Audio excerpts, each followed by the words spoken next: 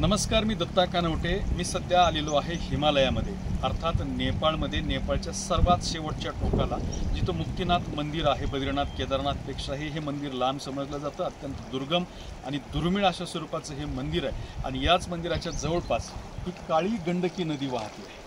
आपण बघा, या नदीचं या ठिकाणी पात्र अत्यंत विस्तीर्ण झालेलं आहे। काही ठिकाणी नदीचं पात्र विस्तीर्ण आहे, तर काही ठिकाणी अत्यंत निमुळत्या स्वरूपाचं सुद्धा हे पात्र आहे। मात्र या नदीची खासियत अशी आहे की या नदीचं पाणी शुद्ध नाही, पांढरं शुभ्र नाही, किंवा आपण जे निळशार म्हणतो तसं नाही।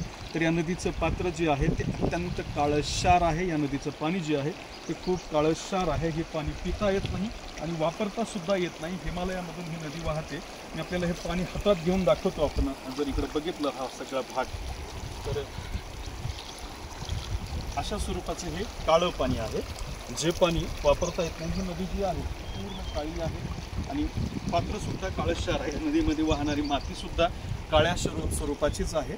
आणि पुन्हा एकदा जर आपण मधल्या बाजूला बघितलं तर काही दिवसांपूर्वी या नदीला मोठा पूर आला होता आणि या पुरामुळे या नदीमध्ये सगळीकडे दगडगोटे जे आहे ते साचल्याचं पाहायला मिळते आणि नदीचे वेगवेगळे पात्र झालेले आहेत। साधारणपणे 7-8 वेगळे पात्र जे आहे ते या ठिकाणी या नदीचे झालेले पाहायला मिळत आहेत। आणि ही नदी जी आहे ते अशा पद्धतीनं वाहते आहे।